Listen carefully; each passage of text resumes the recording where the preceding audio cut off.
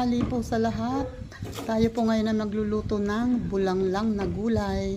At tayo po may pinapakulo ang tubig at nilagyan natin ng ginayat na luya at sibuyas. Ayan. Hintayin po natin yan kumulo para... At ayan naman po ang ating gagamiting gulay. Kalabasa, sitaw, and patola.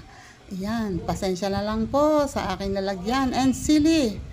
Ayan, may talbos po tayo ng sili. Ang akin pong lalagyan ay ang napaglagyan ko, yung lumang-lumang lalagyan namin ng hugasan ng gulay. Yan, antayin po. Okay, ayan po, kumukulo na. Antayin po natin na antayin po lang natin na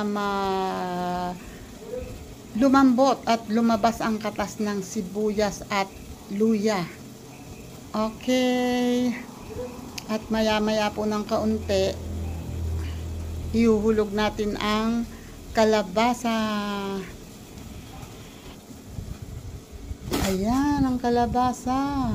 Ihulog na natin ang hinugasang kalabasa. Hinugasan ko po yan, nakababa dyan sa tubig.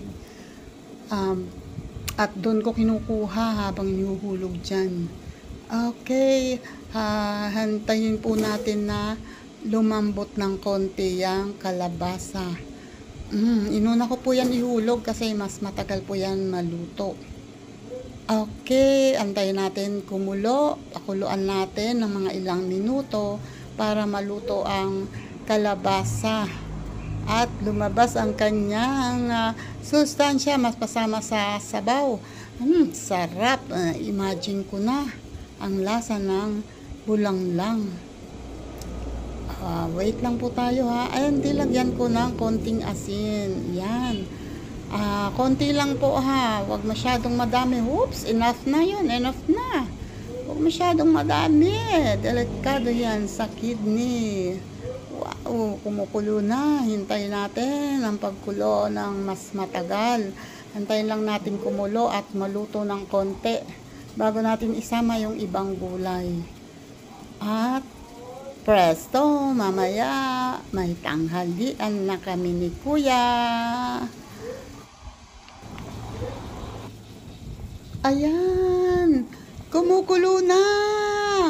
Wow, medyo luto na yan. Kaya isama ang sitaw at isinabay ko na rin ang patola. Kasi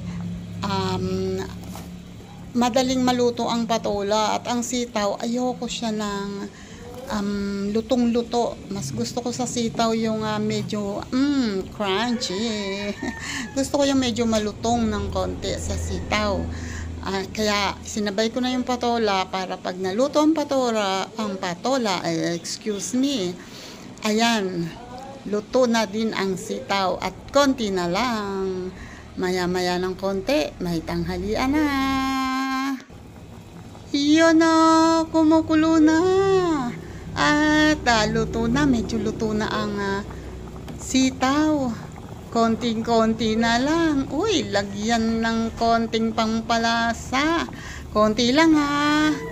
Enough na yon, enough na. Huwag dadagdagan.